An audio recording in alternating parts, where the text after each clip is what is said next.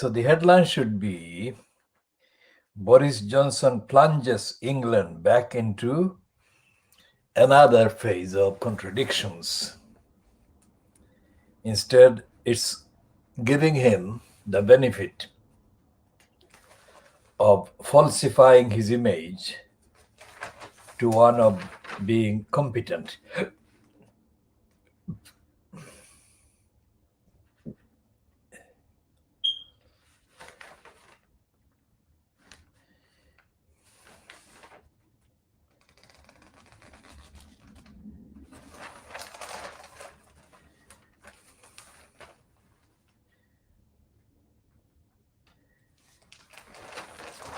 These photographs of Boris Johnson everywhere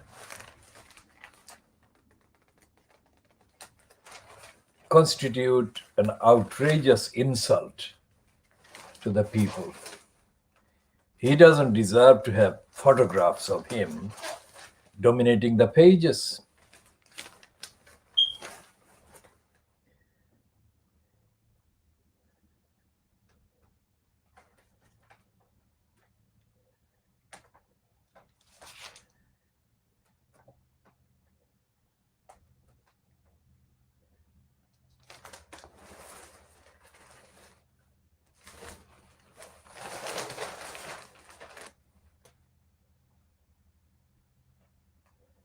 And the Daily Mail is continuing the housing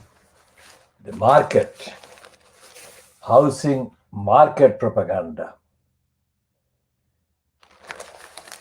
Not actually genuinely concerned about the ordinary people's safety, let alone the lack of housing human rights for millions in this country.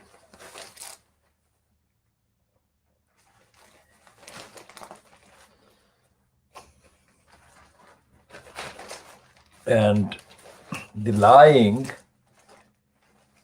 Daily Mail is continuing with this corrupt headline and a comment page 16, why the new witch hunters policing our airwaves chill me to the core. Now, this is about the anti-racist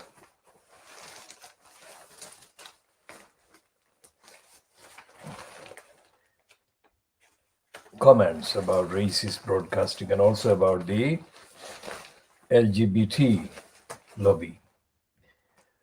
But the assertion that they are the witch hunters because they monitor the contents of the broadcast is completely poisonously untruthful and lying, because it is the right wing like the Daily Mail that watch and police and treat as witches people who promote any ideological departure from the right-wing racist status quo and Little Englander mentality that the Daily Mail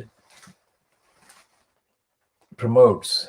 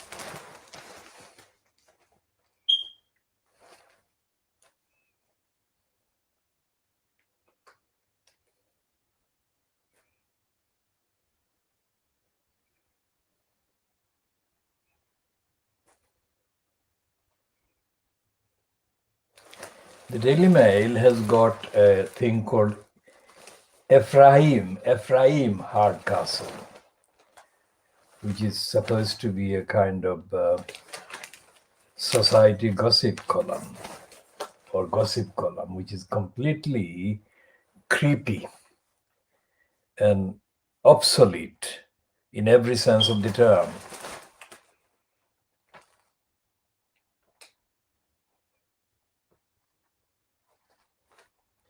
And they've got a piece about Julian Assange, saying Assange dodges extradition bid.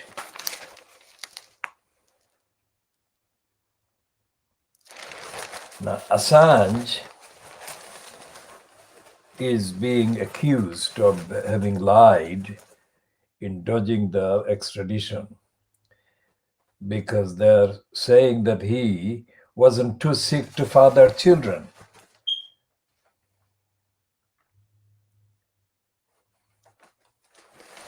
And his fiancée, Stella Morris, is pictured outside the, is it the Old Bailey, yesterday, Monday, where the attempt to extradite him, Assange, to the USA was rejected by the court. Okay, 100,000 apply for 20,000 police jobs. Boost for Patel as she steps up crime-busting drive. Now that is a complete and utter lie. Because even if the police numbers are increased, it in no way means that the police will be dealing with crime. As we have been saying on the evidence, on the reports published by pro Priti Patel and pro Boris Johnson and the right-wing kind of outlets, the police have been abolishing dozens of crimes over the last many years.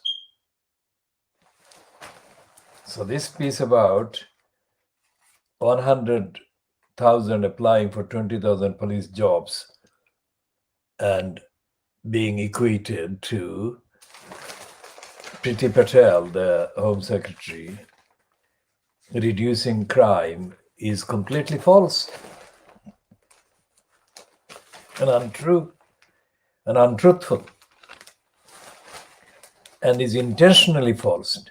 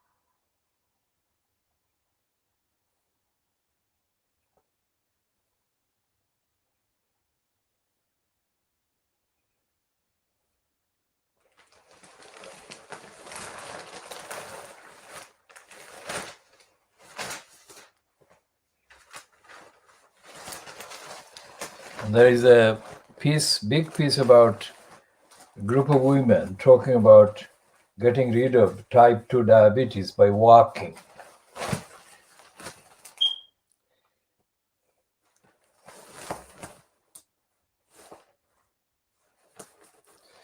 And the last editorial of the two editorials in the Mail is headed Grenfell's Dire Legacy. It's not about the Grenfell victims of the Grenfell Tower massacre of June 2017. It's about the housing market. Day two of our campaign to win justice for more than 1 million homeowners left with unsaleable, unsafe property. So that is the thing, that they're talking about those who own properties and that they cannot sell. So it's the market, housing market, that the lying Daily Mail is concerned about.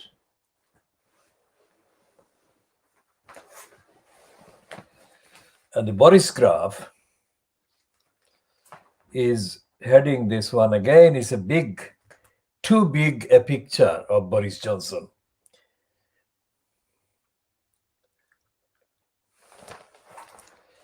And its main headline, two-line heading, "The weeks ahead will be the hardest yet." And like the Beaverbrook legacy of lying, it then says quickly, "But end is in sight." How do they know? How can Boris Johnson, the liar, even know what he is doing today, let alone in months to come, at the end of the February thing? And what will happen at the end of February?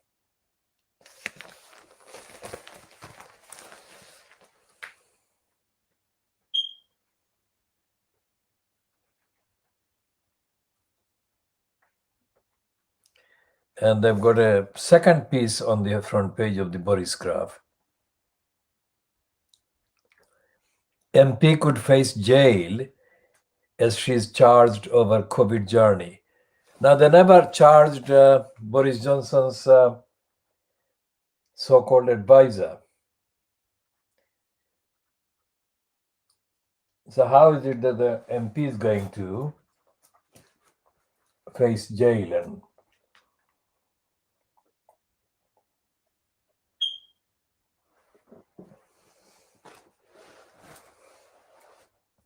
Johnson supported Cummings repeatedly. Not just Johnson, the entirety of the Johnson-fronted cabal of the cabinet backed Dominic Cummings.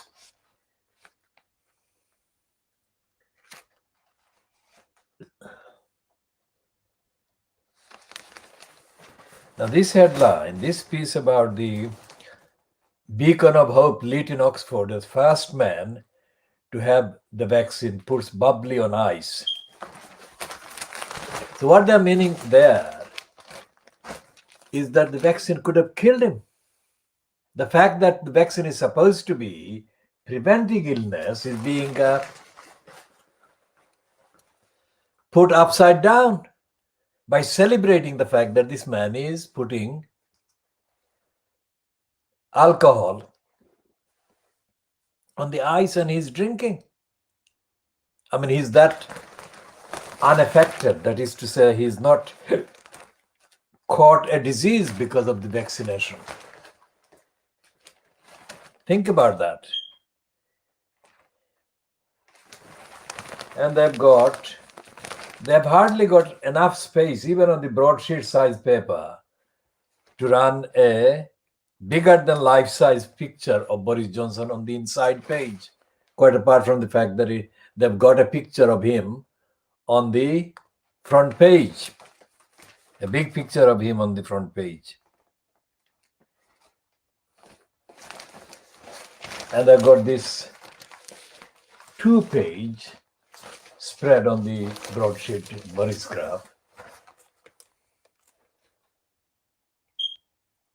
It's not one nation, is it? It's the UK, the country,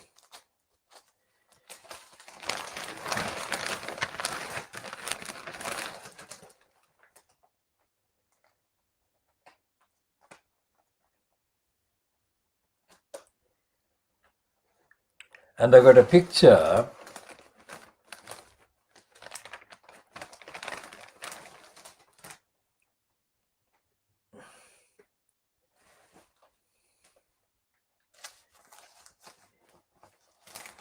of this man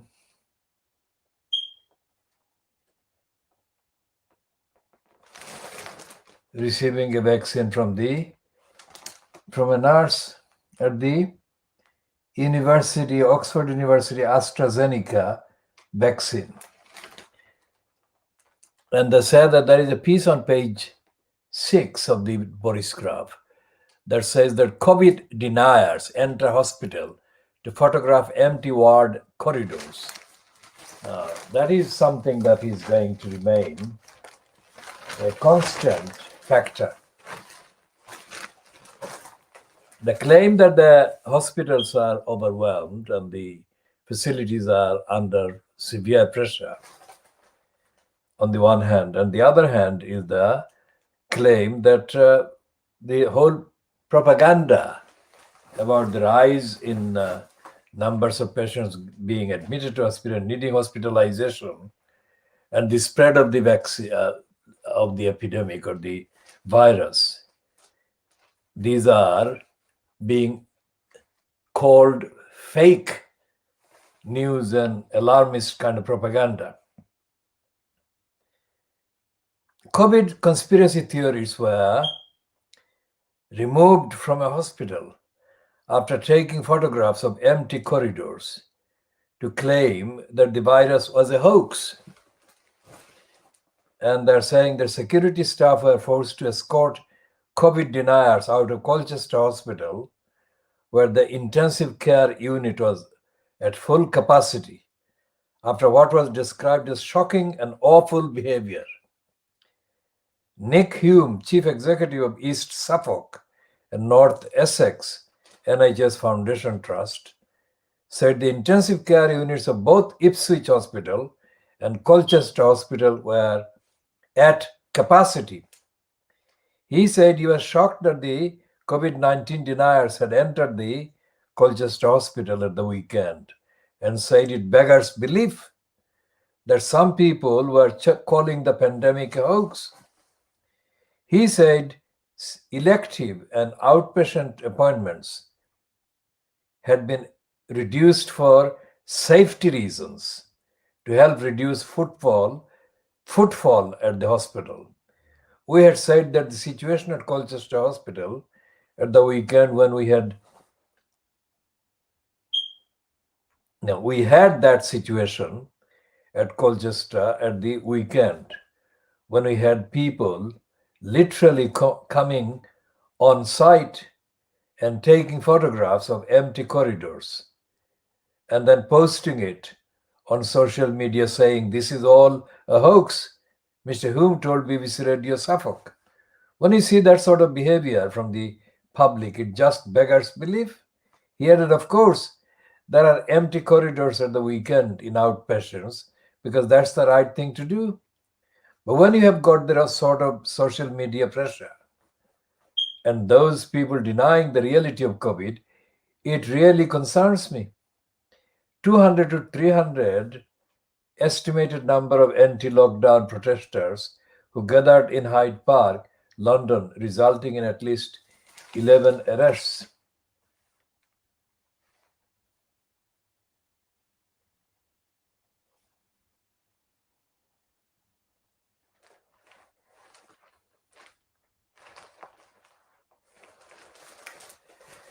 Okay, so there is an item about Down syndrome. The husband from the UK's first Down syndrome marriage has died 2 weeks after catching coronavirus, leaving his wife of 25 years completely lost. Tommy Pilling, 62, from Southend-on-Sea, Essex, made headlines when he married Marianne, 49, in 1995. It was the first marriage between two people with Down syndrome in the UK.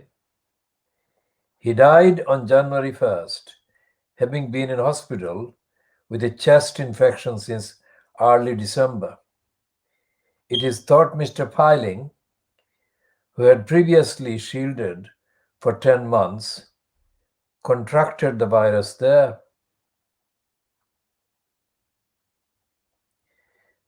Mrs. Piling's sister and carer, Lindy Newman, 33, spoke yesterday to pay her respects to Mr. Piling, who she said was one of a kind.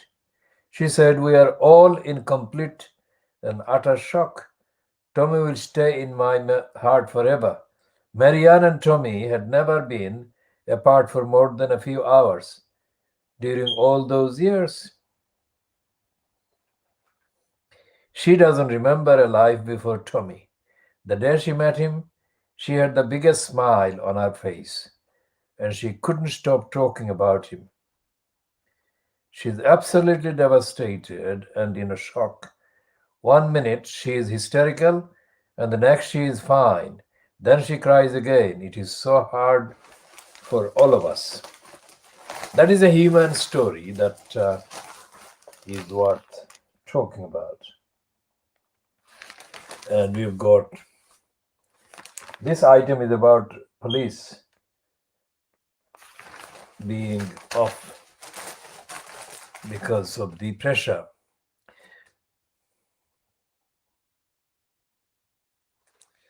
And the subheading on there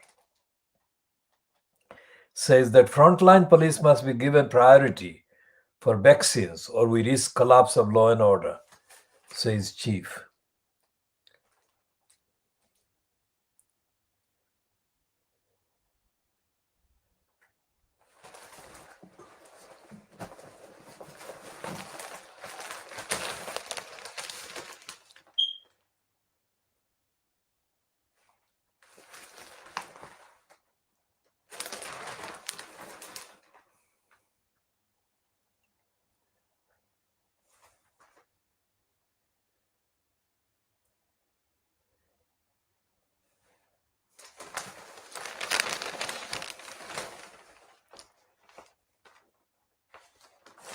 And there is a piece that is almost unbelievable because they never actually said anything about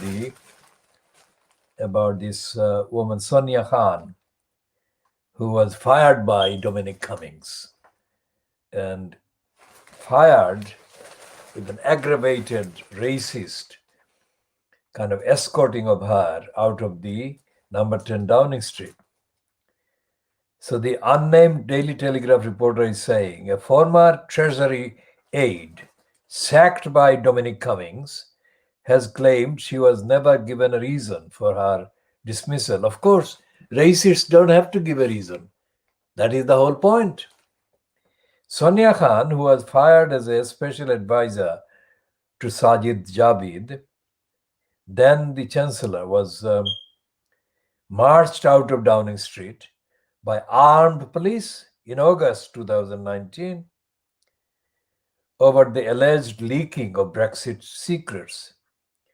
Ms. Khan said she took legal action against the government to stop such measures happening to others. During an angry confrontation in number 10, Mr. Cummings was reported to have accused her of being in contact with allies of Philip Hammond, her former boss, who was Chancellor under Theresa May.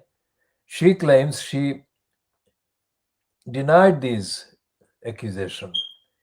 She subsequently announced she was taking the government to an employment tribunal, claiming unfair dismissal and sex discrimination.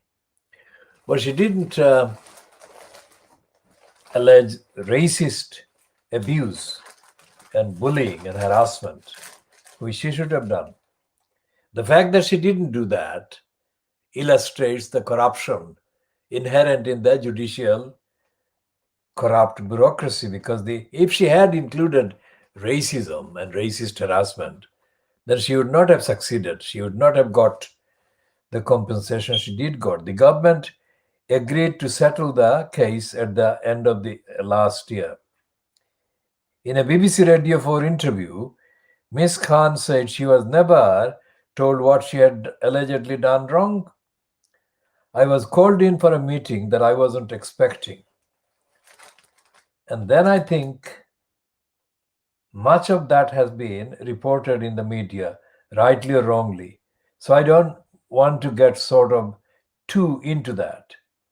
But the main thing to point out on my end was that I was never given a reason about why what happened, and that for me was the sort of trigger to take the action that I did, which is the legal action that I am referring to today. Nobody ever said it was because you did X, Y, or Z. None of that was ever put to me.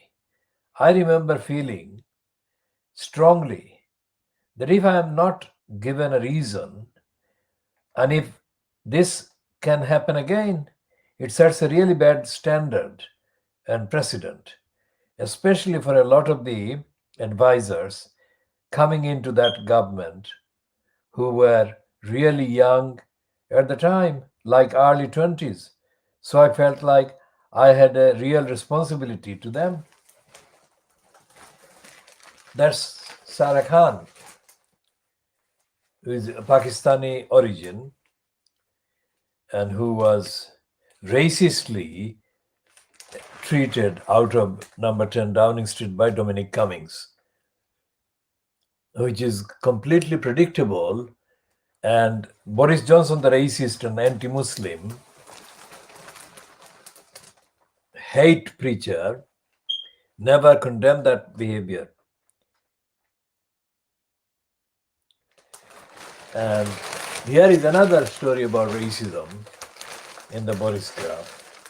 But they are not again, they are doing it in a racist way because they're not quoting an independent, objective, anti-racist black person. The headline is Black Barristers Still Mistaken for Defendants, says Chairman of the Bar.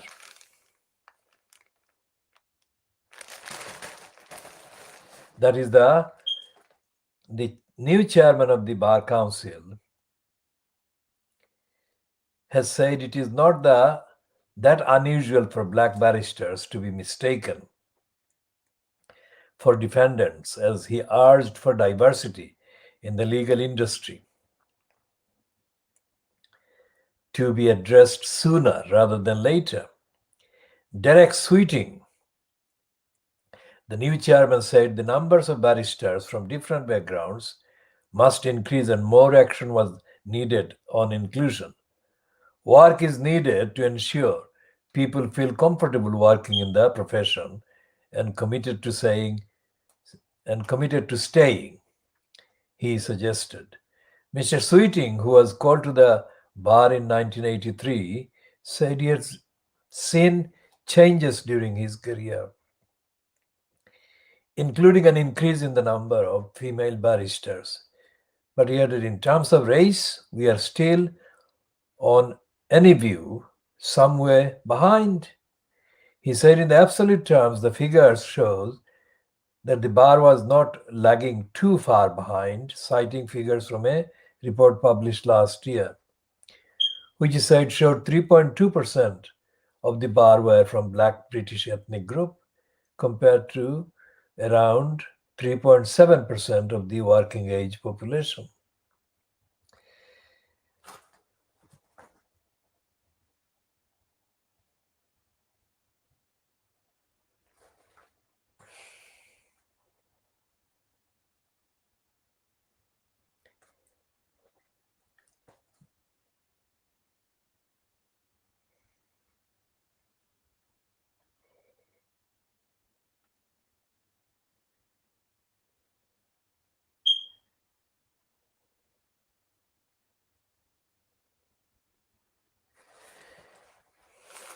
So they're actually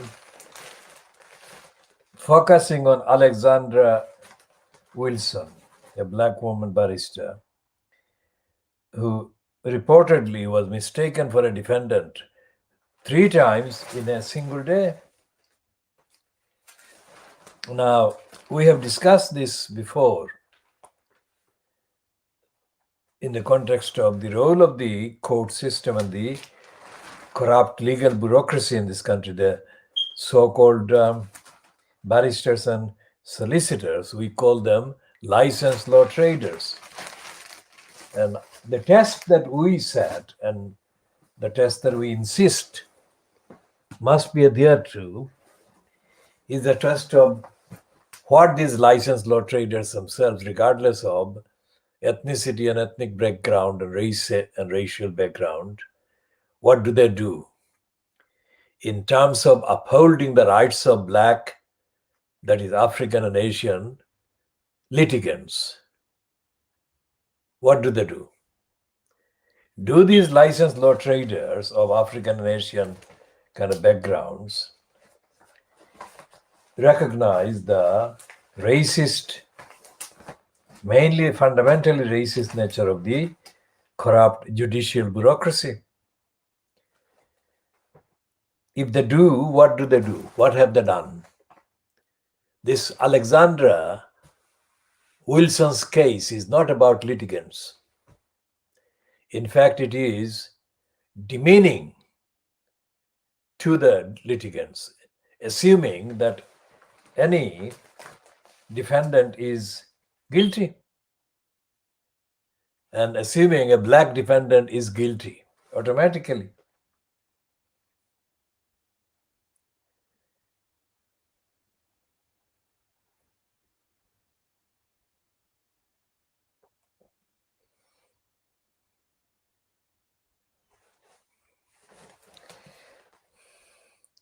%92 of the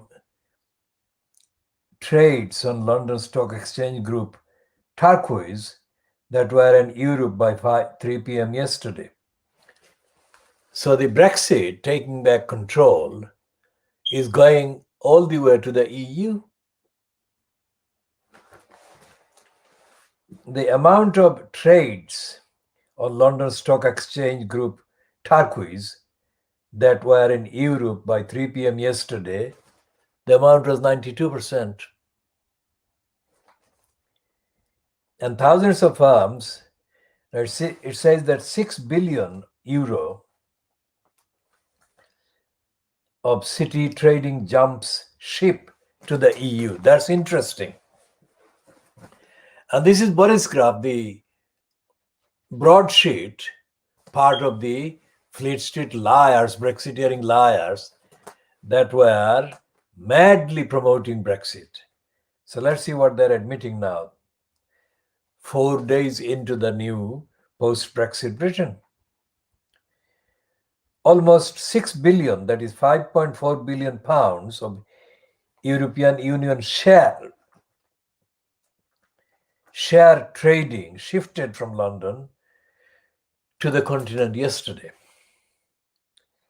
In the first session since the end of the Brexit transition period, trading in equities such as Santander and Deutsche Bank listed in the bloc moved to European marketplace and stock exchanges including Paris and Frankfurt, according to data from Refine It 4. The volume made up a sixth of all business on exchanges in Europe. It follows the UK's exit from the EU and the end of the transition period on December 31st, which lost the city its rights to access the single market. Taking back control or losing control. It seems that losing control is the trend. So far, as at the 5th of January 2021, the EU has not allowed investors from inside the bloc to trade in companies such as Airbus from the UK's capital. The three biggest venues in the city that handle European shares saw almost all of this business shift into the EU. According to Bloomberg, 99.6% of Equis exchanges European stock trading moved to its venue in Paris.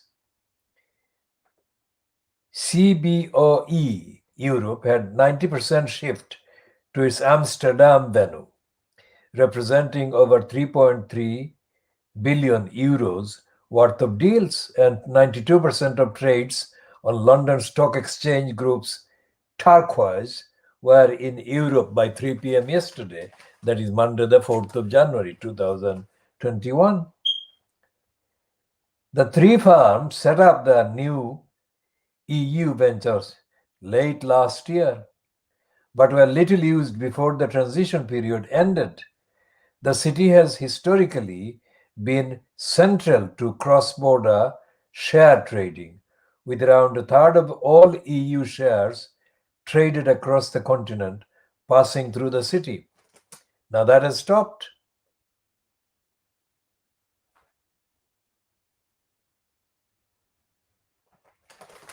And over in the USA, the Wall Street is on the slide as volatility fuels sell-off.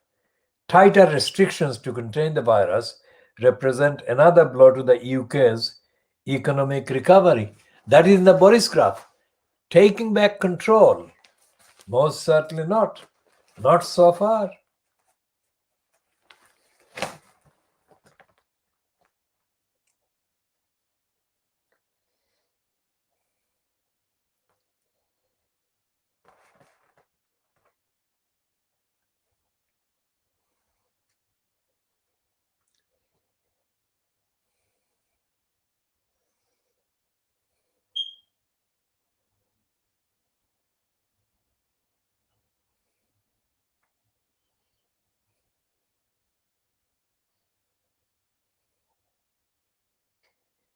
The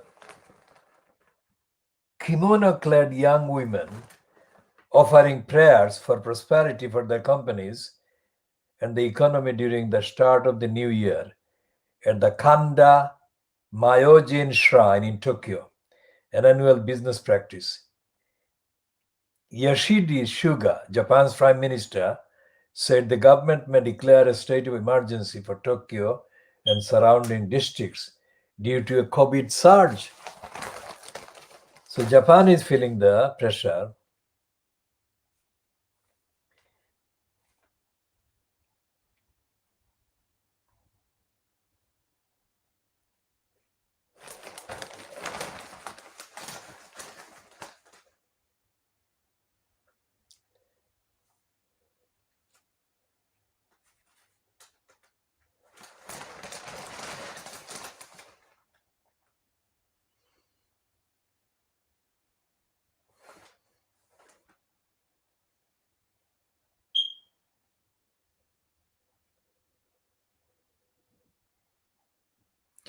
And on page 2 of the business section, Ben Marlow is the byliner whose piece is headlined, "Public Won't Forgive Number 10 Downing Street for a Vaccine Catastrophe." So it's not at all Remainers or pro-Europeans who are saying this. It is the Brexiteers. The Boris graph itself is saying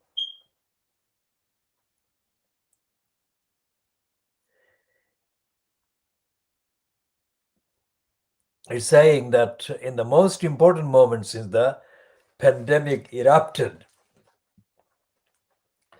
Boris Johnson's ministers simply cannot afford to mess up the wide rollout of jabs, that is vaccine.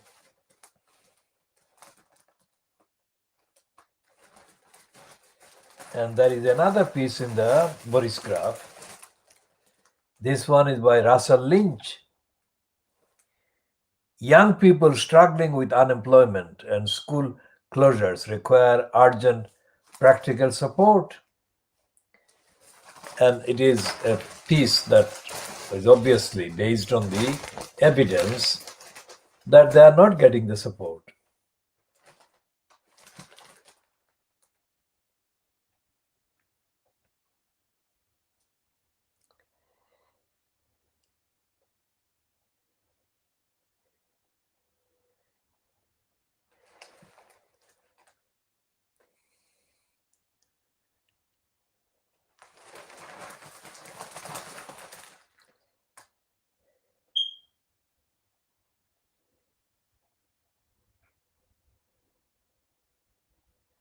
And there is another contradictory piece in here on the Boris Graf business section, which says that the jobs of many red wall voters who switched to the Conservatives in 2019 are under threat from the government's, that is, Conservative government's, green ambition, according to new research.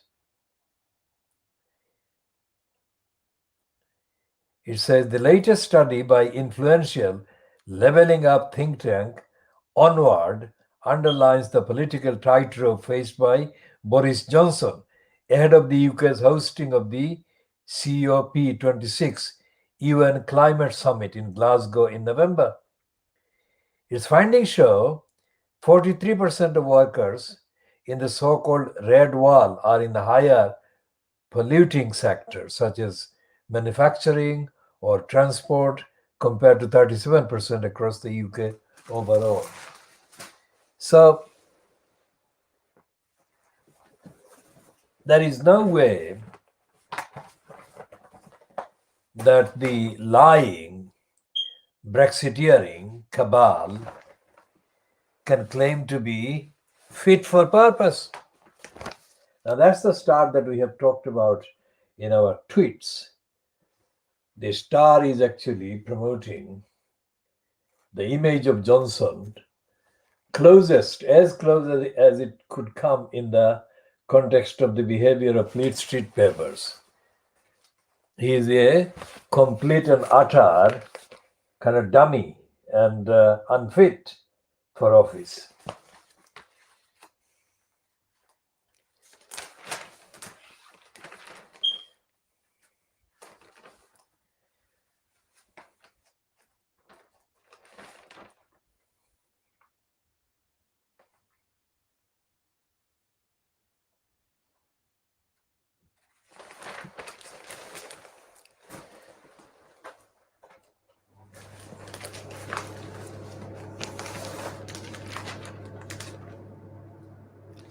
And there is still no sign of the newspapers, so-called Fleet Street, giving any evidence, giving the facts of the virus behavior and what actually has been the truth, the factual evidence of, behind the claims that the thing is on the surge and spreading faster and the mutation is stronger and less kind of effective, and what the effect has been on day to day and on what basis, how many people of what category and what state of infection and where. There is no news about that at all. So the entirety of Fleet Street, the coverage is completely fabricated, scripted rather than fact-based.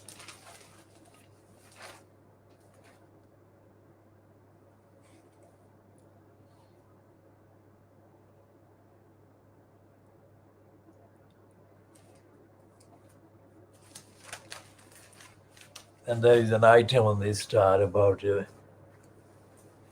teenage boy being stabbed to death in Berkshire. And the Times is saying, again with a oversized photograph of Boris Johnson, they should not be running Boris Johnson's picture on stories supposedly about the vaccine, the virus. So this is the Times front page of Tuesday, the 5th of January, 2021.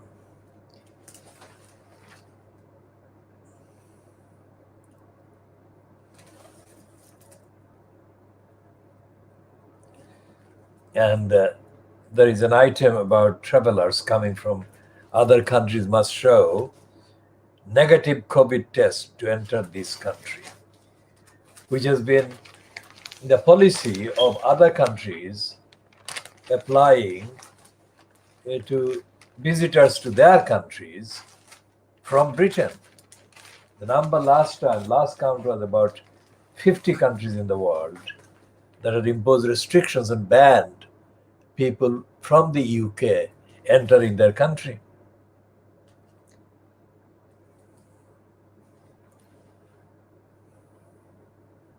Now, if this prison bowl used by Gandhi while under house arrest, and its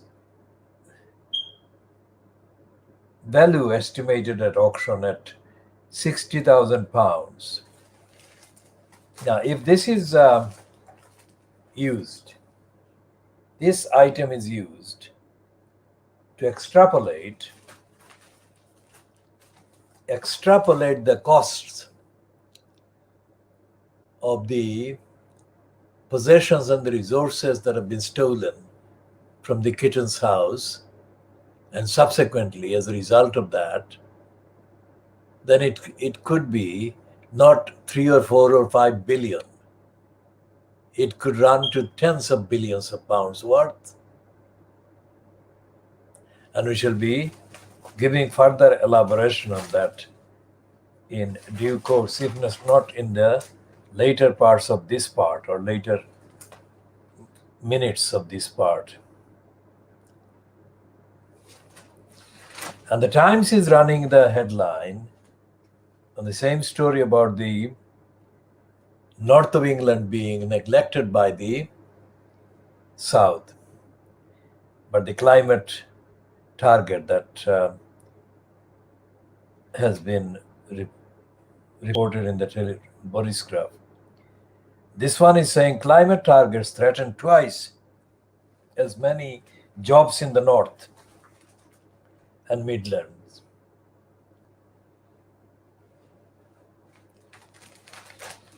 And the Old Bailey reportedly ruled that Assange, if extradited to the United States, would be a suicide risk.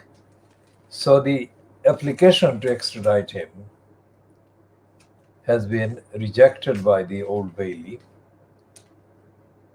And Stella Morris, Assange's fiancée, is shown doing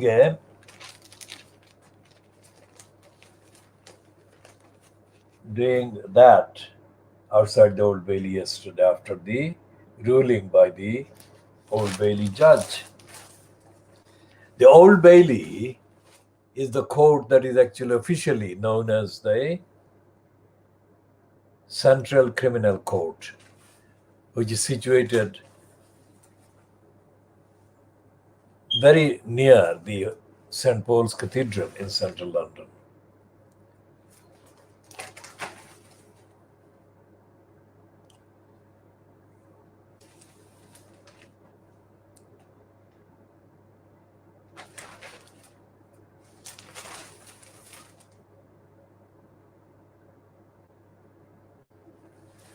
And there is a piece on page 8 of the Times saying that Johnson promises to vaccinate all priority cases by mid-February.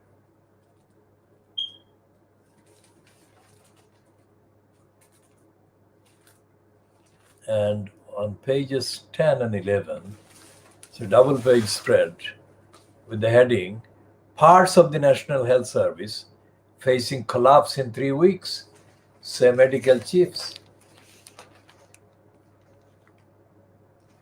And this again reminds of the point that we have been making about the NHS, that since its foundation and since it was launched or in principle launched in the 1940s, the name NHS has been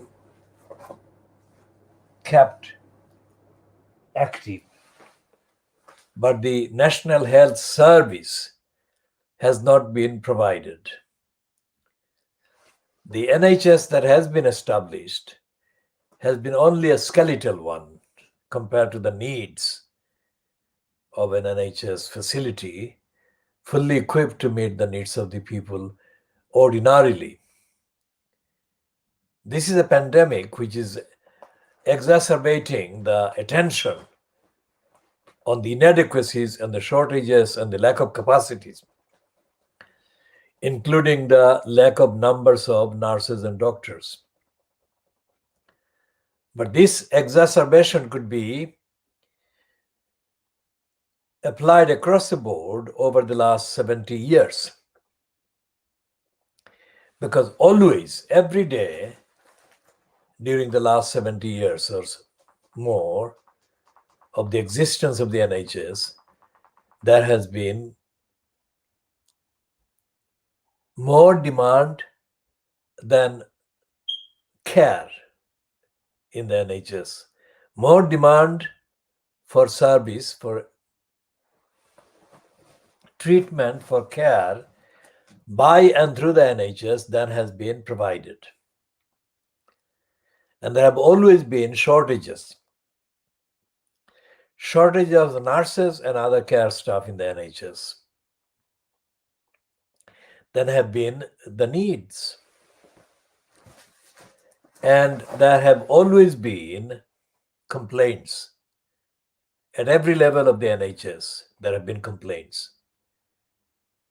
So the Conservatives have not wanted the NHS to be established in the way that it needs to be, to fulfill the founding aims and objects, and to fulfill the claim that the NHS should be providing treatment and care to the people at the point of need.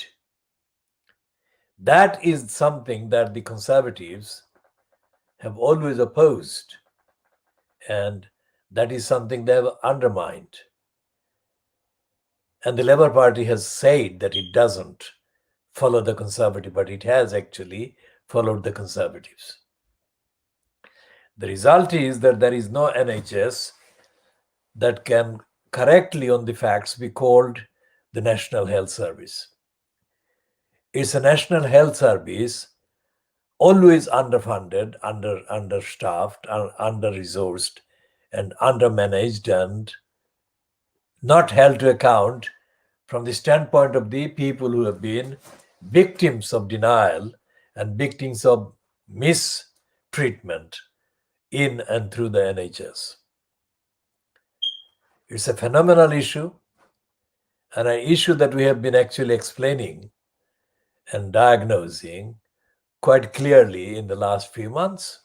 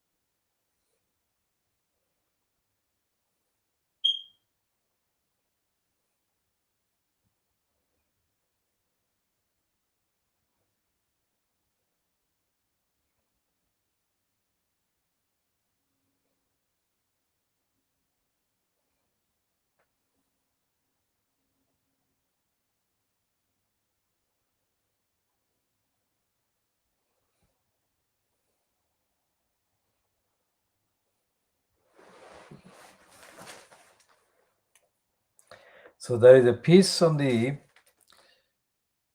at the bottom of this page 5, which has got the main item on Assange being allowed to stay in the UK as against the application by the USA to extradite him. So there is the bottom of that page, an item that Elon Musk, the South African, he has had his fortunes skyrocket,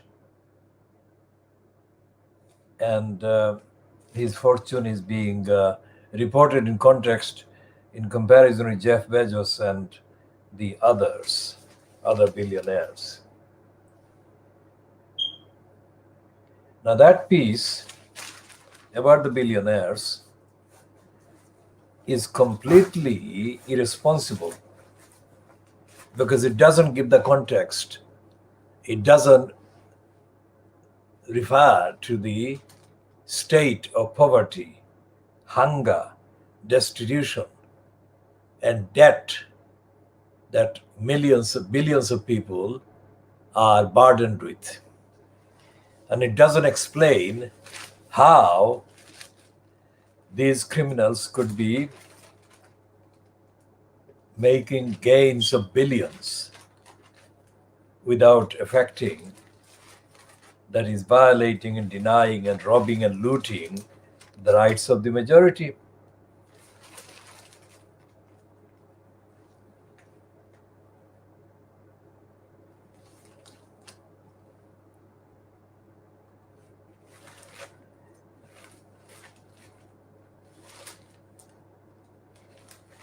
And there is a piece about France lagging behind in the vaccination program. And Rowan Atkinson is back as a racist who is condemning anti-racists and critics of racism. Remember, this is the kind of technique used by the racists and anti-Palestinians who have branded Jeremy Corbyn an anti-Semite because of his support for the Palestinians.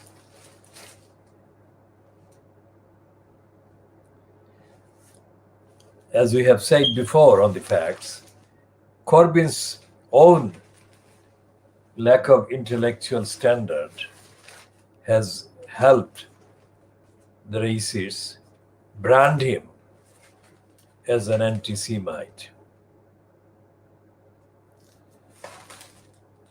And it's not just Corbyn's lack of intellect, but his entire cabal of Corbynites have been lacking in intellectual depth and rigor and honesty. And Corbyn has been himself, as we have said on the facts, a racist and a very ignorant person.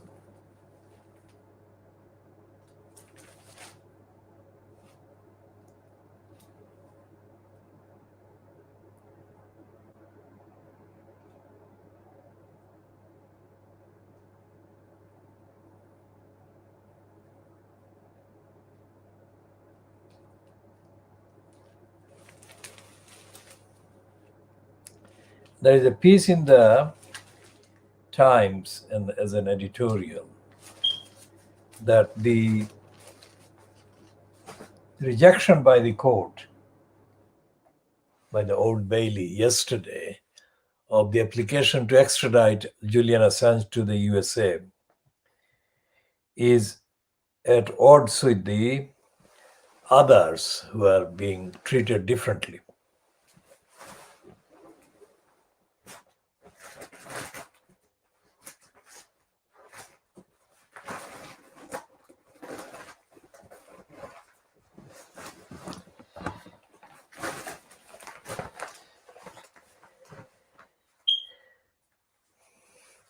And there are so many, on every page of this Fleet Street paper, sick-makingly carrying a picture of this idiot, Boris Johnson, which is a complete, absolutely nauseating thing to have to see. And they're saying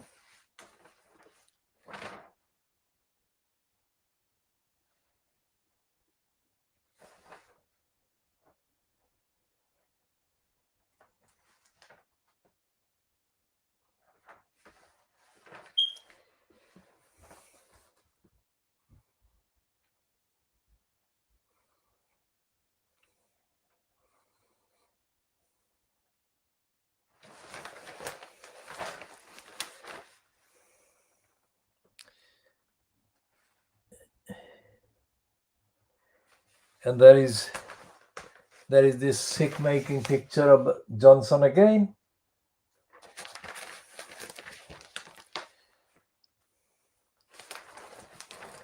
This shows, apart from anything else, that these papers have nothing else to print. Look at another picture of him. So they've got 3 pictures of him, bigger sized than anybody else's. The pictures of Boris Johnson, all of them, each one of them is bigger than the picture of the sinking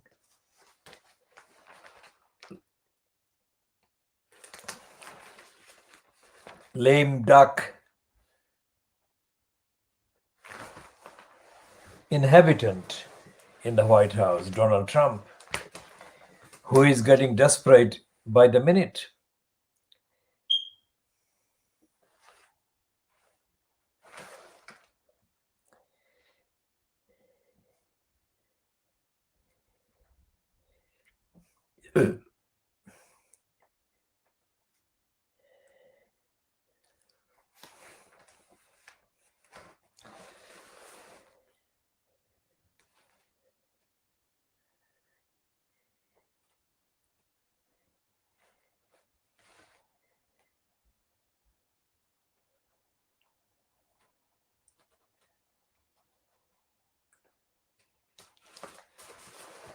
And they're examining the size of the Spice Girl Mel B, the size of her rear.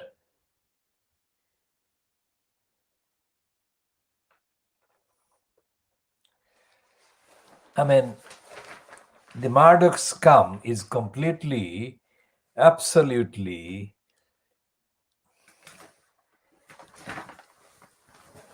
really creepy. And they're reporting about a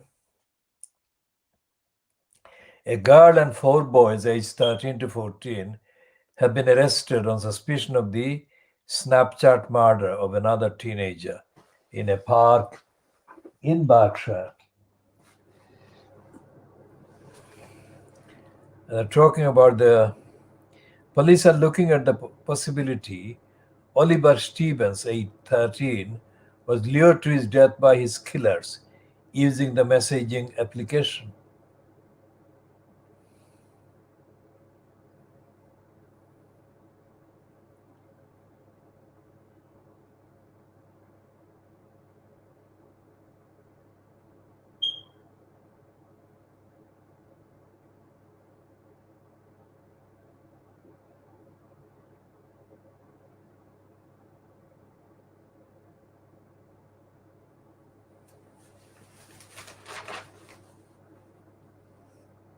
And the 13-year-old child's parents,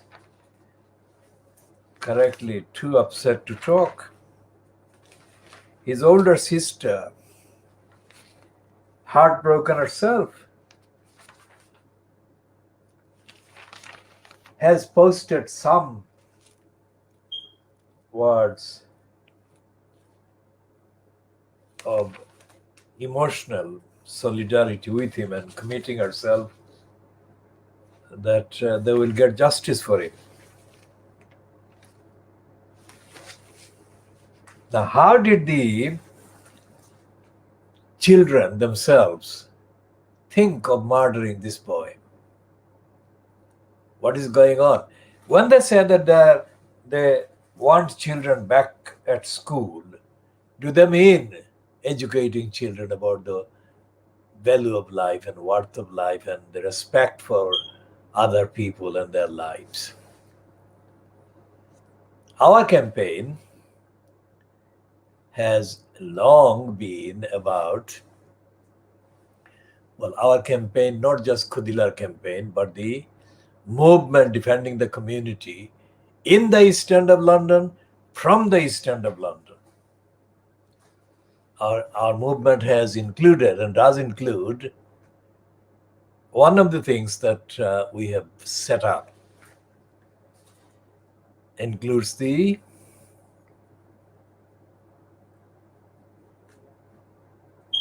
following.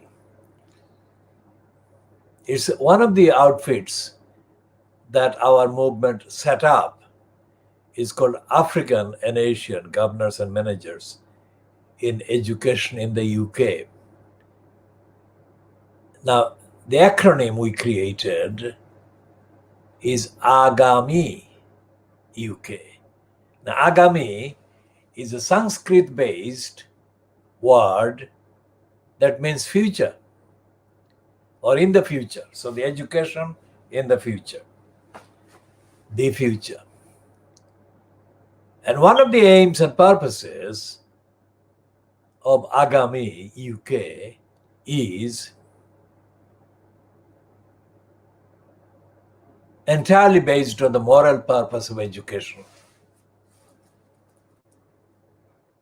To educate the person about the moral and ethical responsibilities.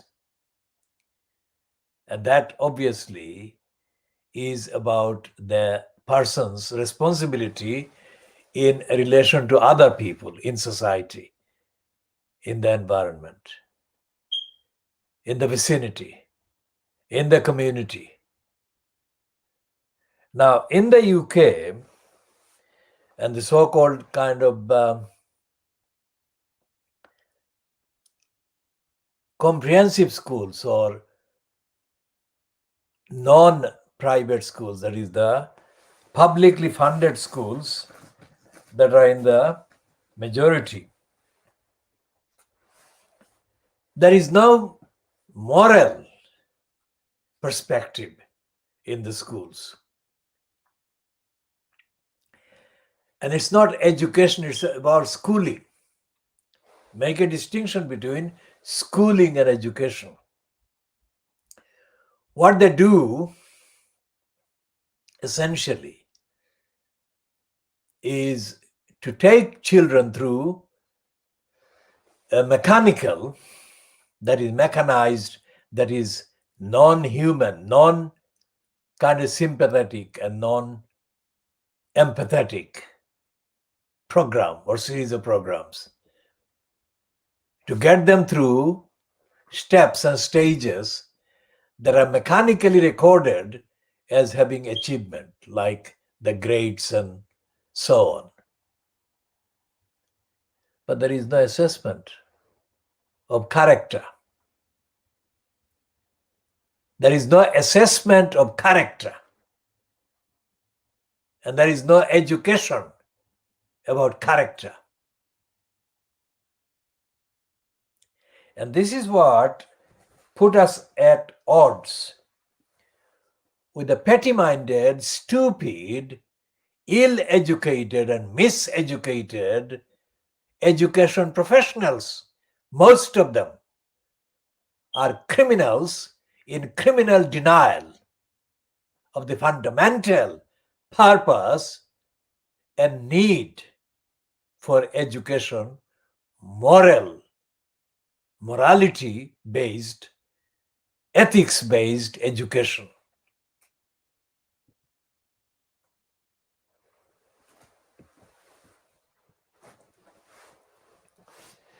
So what they're saying,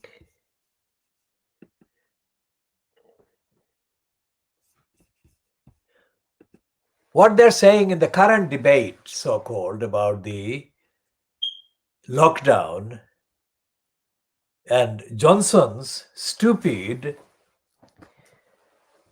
claim yesterday, in the as shown in the scum, Murdoch scum, that schools are safe. Either schools are on another planet from the rest of society, where the lockdown is going to be not only reinforced, but it's actually extended and made tighter. Or Johnson is brazenly lying as he is exposing children to danger and risk of infection. And this is the attitude of the unfit for purpose Johnson and his cabal. And this actually applies to the rest of the, quote, thinking and agenda and the narrative that they have about schooling rest of the time outside of the pandemic. For decades in the UK, millions of people, millions of persons have been schooled and they have not been educated. Notice this. They have been schooled but have not been educated. The result is that not only is there an excess of human kind of power or human bodies or human beings floating around in society, lacking the basic motivation. And the reason why they're lacking motivation is to do with the fact that they haven't got the education. They have had the schooling, they can produce the certificates, but they have not had the education. That's on one side. And the other side is the exploiters of the means of production and the distribution of the, or the allocation of the resources in the name of the public. So the big business gets the biggest money. Like currently, during the furlough schemes, the biggest billions have been pocketed by the conservatives and conservative donors, as opposed to being redistributed among the people most in need.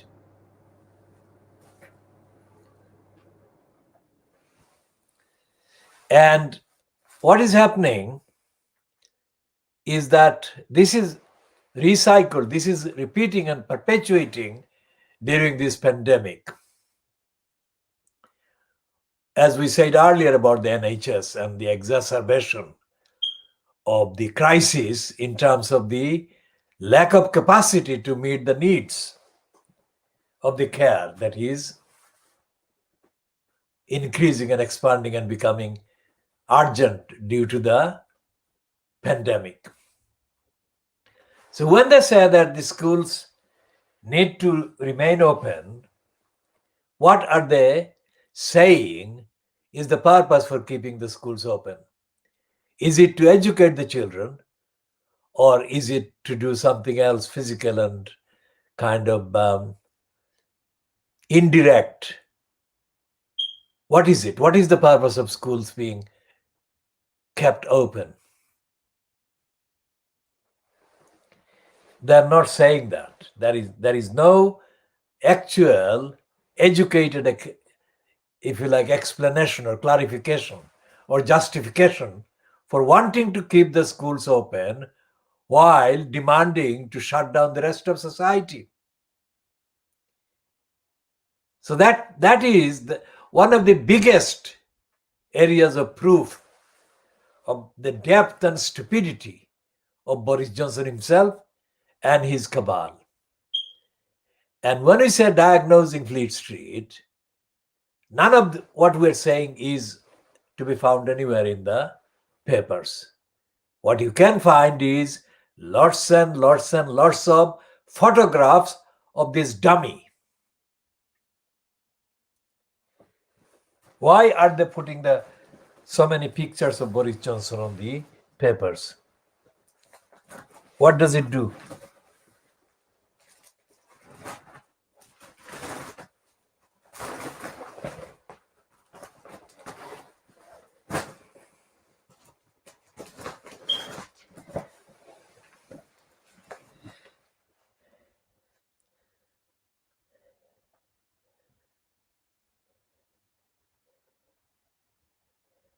Now, the Guardian is running this typically Guardian, that is, Guardian is corrupt and contains more items of fake news, fake boasts than the entire rest of the Fleet Street combined. So they are doing this lazy and corrupt and racist thing, celebrating Marcus Rashford as the Guardian Footballer of the Year. But he's not actually the Footballer of the Year, really, because of what he's quoted as saying. He says, I fight for children day in, day out. Now, if that's the case, then it's not about football, is it?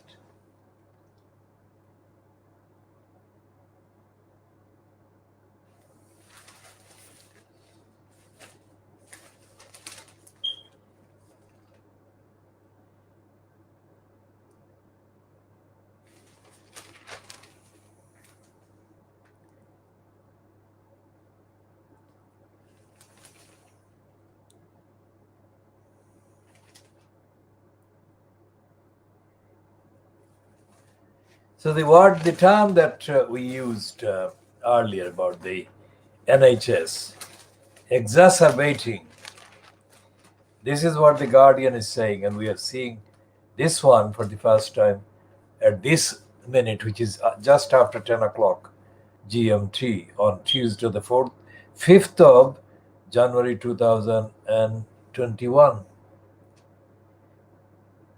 The economics editor, Larry Elliott, is saying that coronavirus is exacerbating inequality gap in Britain.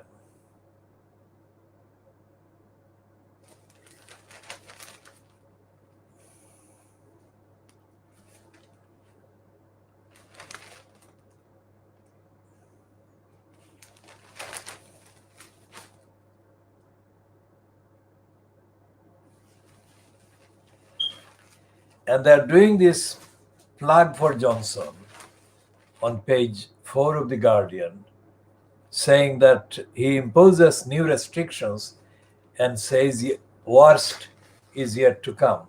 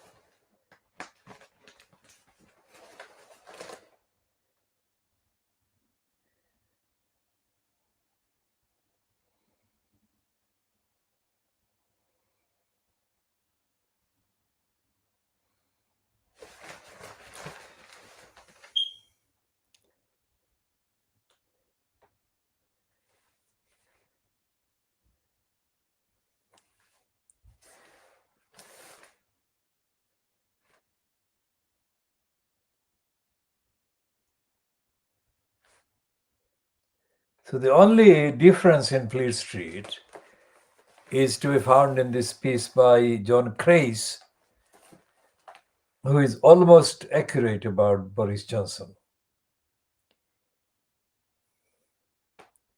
He says, yet again, Boris Johnson had been shamed into another U-turn Better late than never. Though too late for some. For his television address, Boris Johnson didn't look serious, so much as scared, shitless. That is what he says. John Crace. There was little way to sugarcoat the news despite him talking of the vaccine. He began as if the huge rise in coronavirus cases had come as a massive shock to him and spoke of his deep regret at putting the countries back into a total lockdown, including closing the schools he had opened that morning. As usual, he didn't have the guts to level with the country and tell us what we all deep down know, that it's going to take at least 3 months before there is even a hint of a return to normality. And that is if we are lucky. And earlier in the column, Crace says,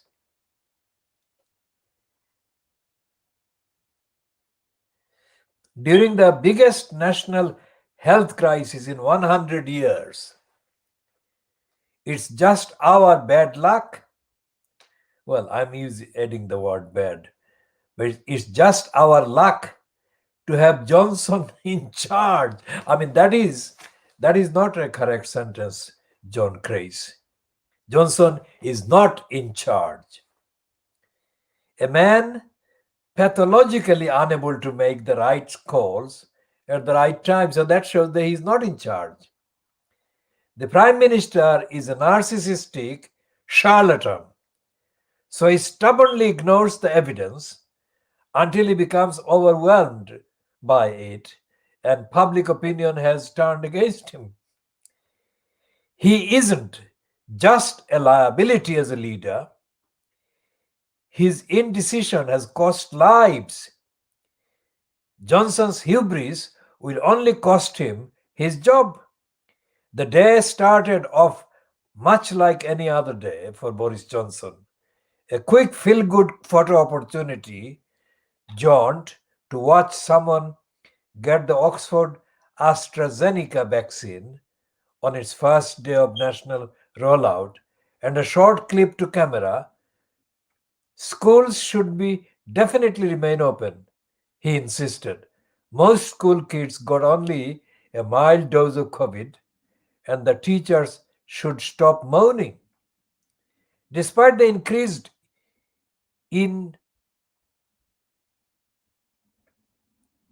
infectivity of the new coronavirus variant, teachers should take one for the term team as children couldn't afford to fall further behind in their education. Now, remember what we said. It's not about education, it's about schooling. And Johnson, if John Crace is correctly paraphrasing this, is lying again because there is no education that goes on in the schools.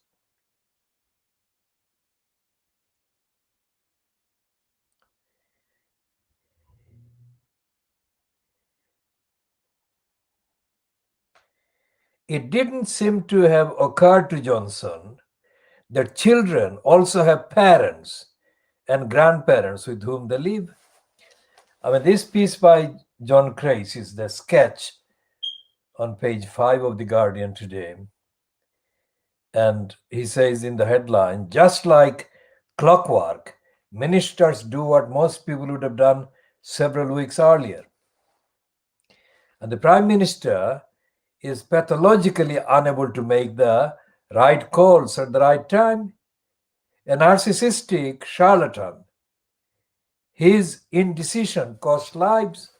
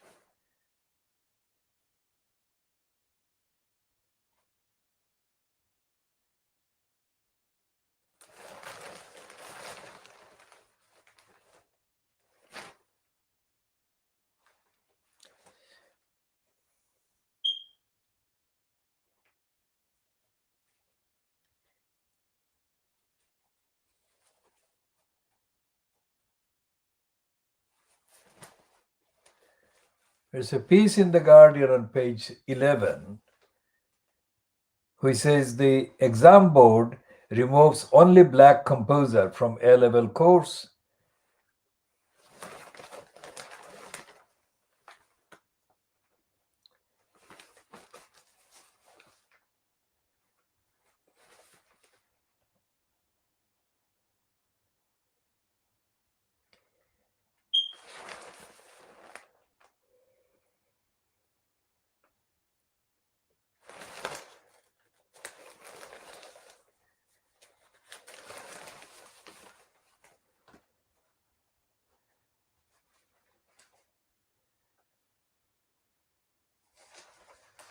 And the ruling by the Old Bailey Court yesterday, the Central Criminal Court, which is a crown court in terms of the ranking of a court. It's not a magistrate's court, it's just above the magistrate's court. It's a Old Bailey is a crown court called the Central Criminal Court.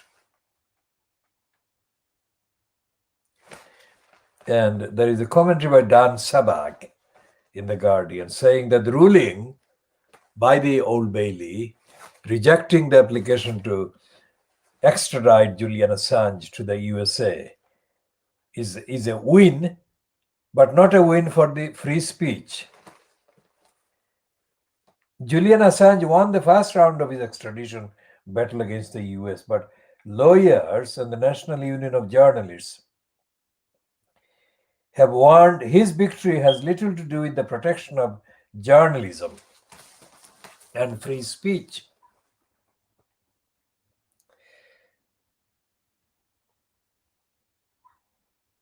A study of the ruling from the district judge Vanessa Beraitzer appears to extend the scope of the British Official Secrets Act.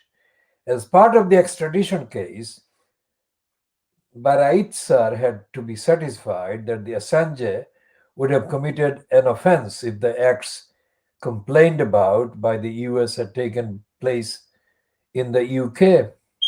Critically, Beraitzer decided Assange did so in part by aiding and abetting Chelsea Manning. So the judge cited extracts from a chat log between the two to justify the argument. On 10th of March 2010, Manning said there was no more information to share on the Guantanamo detainee assessment briefs that she had passed on to Assange, suggesting there were no more leaks to come. Assange's reply is best interpreted as one of general encouragement, writing, "Curious eyes never run dry in my experience." Now, this case of Julian Assange, as it is being reported by The Guardian as well as by the rest of Fleet Street and the mainstream Western media, including the BBC, is another case of racism and anti-Muslim denial. Because this whole thing about Julian Assange communicating with Chelsea Manning is about the Muslims being detained in the detention center in Cuba by the Americans.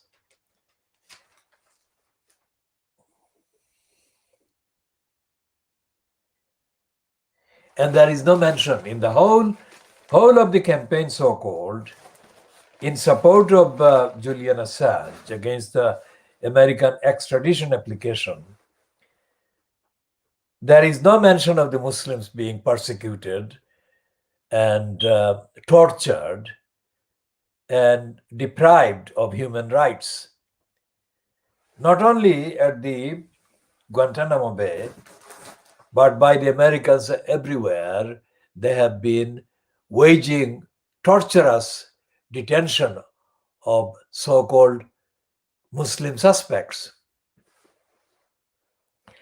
And there has been no evidence to corroborate, to substantiate the anti-Muslim motivated detention of the Muslim detainees, most of the Muslim detainees. I say that as fact, not ideologically or religiously motivated, but as fact that these particular detentions and the tortures have been applied against people who are Muslims. This should be distinguished from any suggestion that Muslims should be allowed impunity if they are criminals or if they are found on the evidence to be criminals that deserve to be given the full process of judicial examination and investigation and trial. That has not been happening. And Obama lied, and Obama kept the Guantanamo Bay open.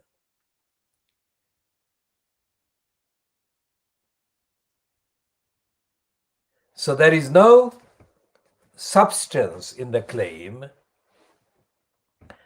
that, as compared to Donald Trump, on the facts, Barack Obama has been any less ruthless against Muslims.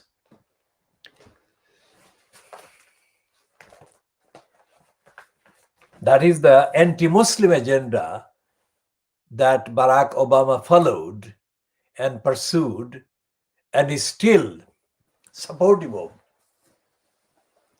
and justifying.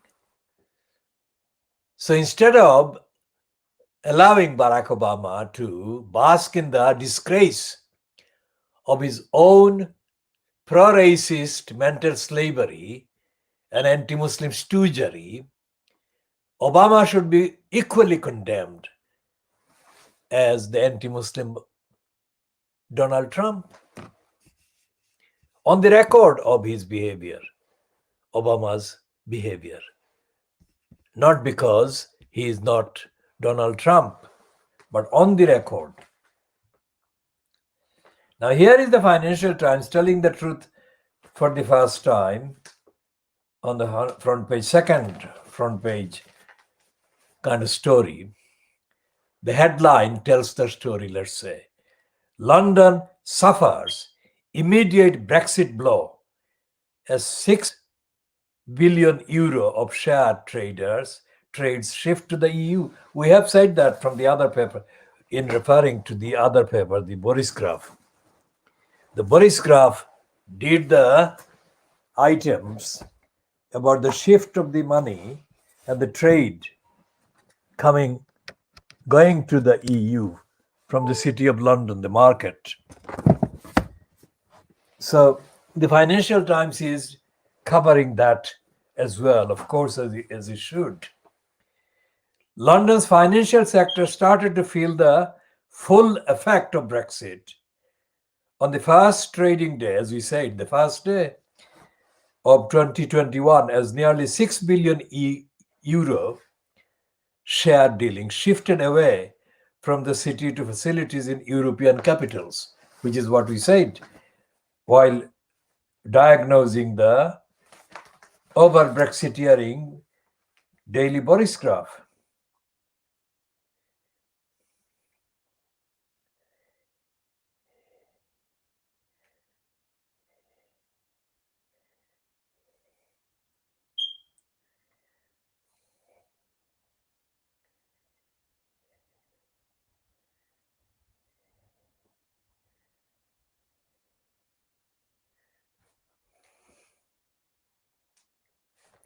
So the first one in the Financial Times front page is Johnson forced into lockdown order.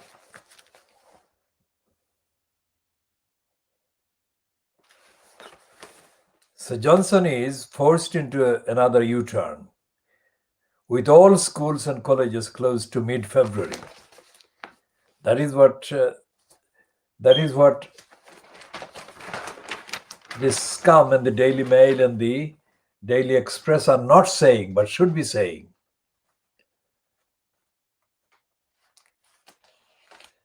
And this is something else on on page 2 of the Financial Times that we have been talking about. Not all of what we have been talking about in terms of the information about the need for transparency about the state of the vaccine. Sorry, the state of the virus.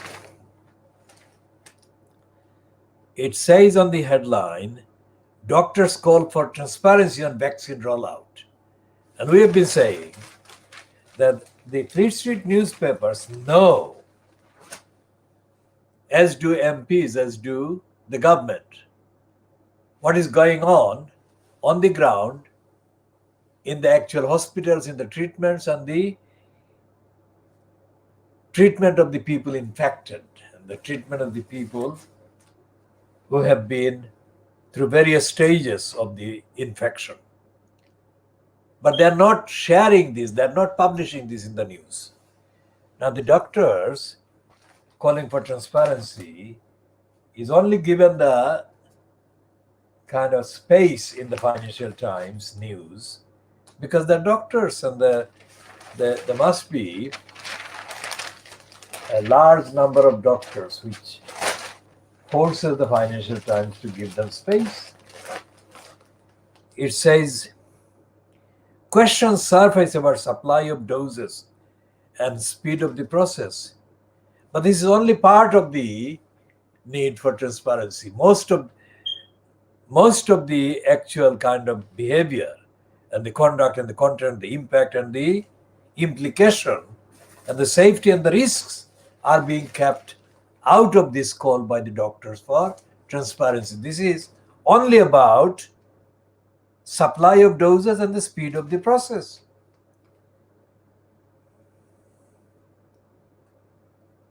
530,000 doses of Oxford vaccine available on the first day, with rest being tested, and 2 million target of Oxford doses available per week by the end of this month.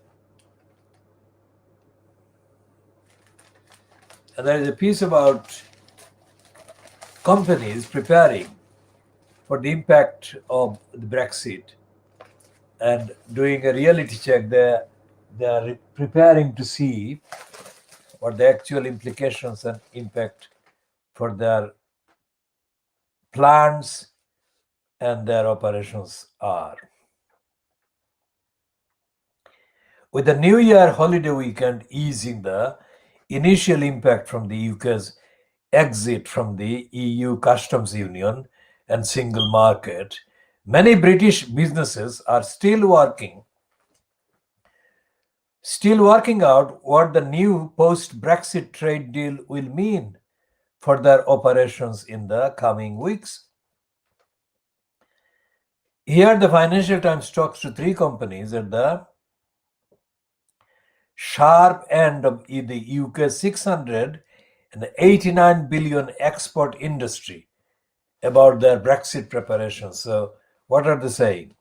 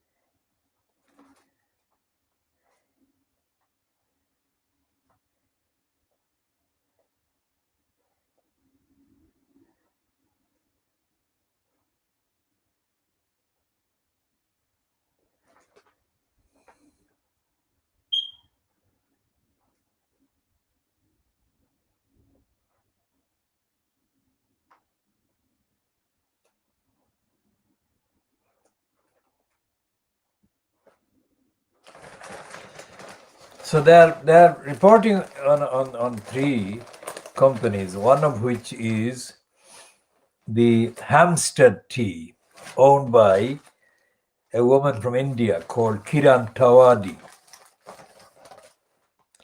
And she reckons that as a result of the Brexit, her cost base will have an additional cost of 65 to 75,000 pounds a year.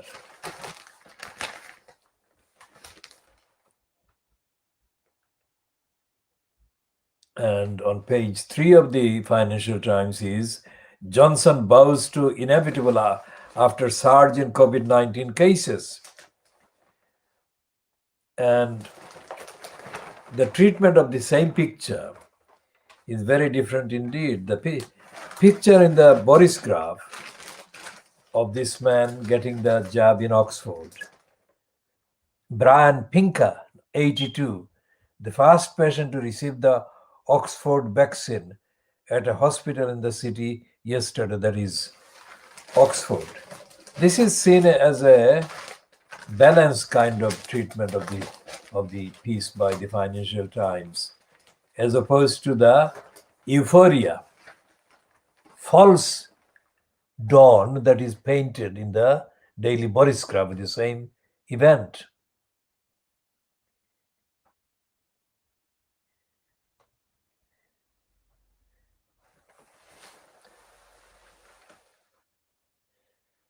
And the Balkans, there is a piece about the genocide of Muslims in Bosnia.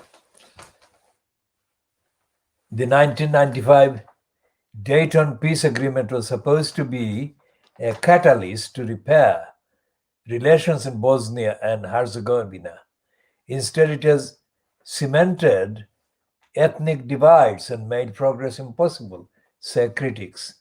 It's a piece by Valerie Hopkins.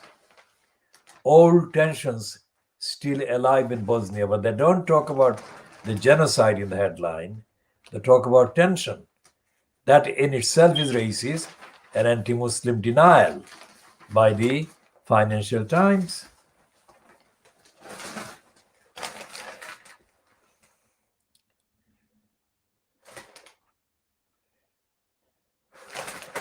And what we said yesterday about the weekly paper called the New European and the Guardian, jumping on the bandwagon, talking in terms of the narrative of finding a new role for the UK in the world or building post-Brexit Britain.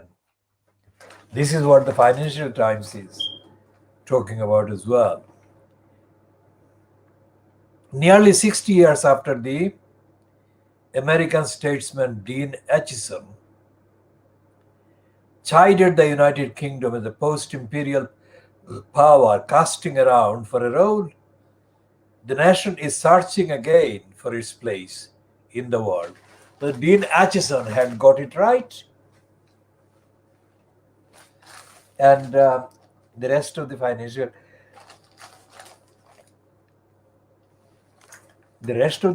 Times' piece, editorial, is framed in that particular context. And the last paragraph has this: whether jihadi terrorism, an uncontrolled migration, or nuclear proliferation and Russian subversion, the threats to the UK's security are shared with the European neighbours. There is much to be said for forging new alliances with democracies further afield, but the UK cannot deny the facts of its geography. So there is this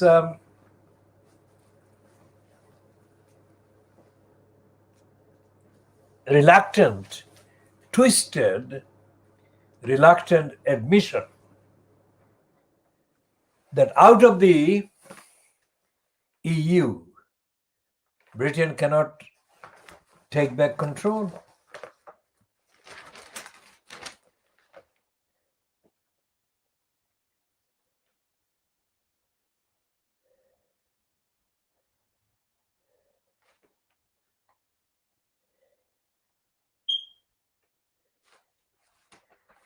And Rowan Atkinson, the racist, is given a correct headline by the Daily Mirror. Farewell to Mr. Has-Been. Because Atkinson is saying that he doesn't like to be painted as Mr. Bean. And the Mirror is talking about the deadly delays in the vaccine. And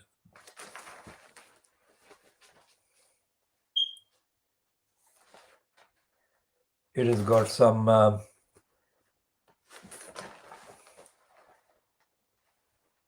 factual details about what the new lockdown rules mean for individuals.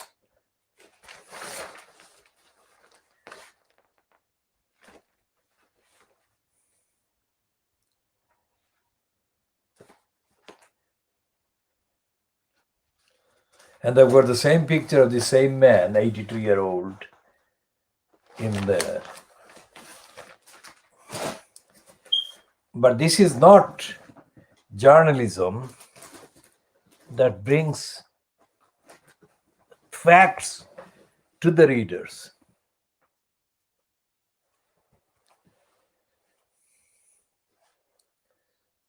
This is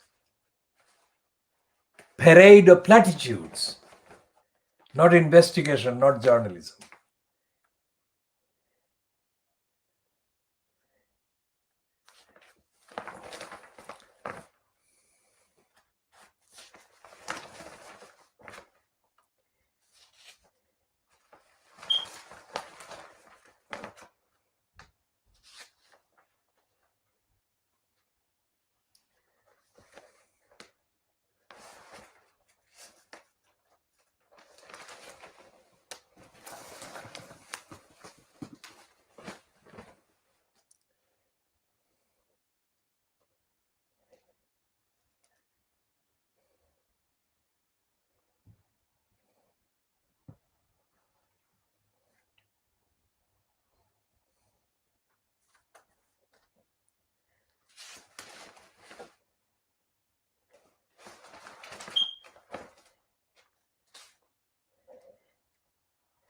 And there is another call for Donald Trump to be impeached after his touting for false votes in Georgia.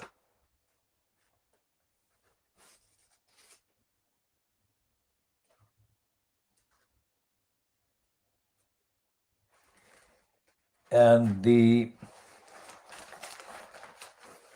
lying Daily Express says in the editorial, the end of COVID-19 is in sight after one last push. That is completely untrue.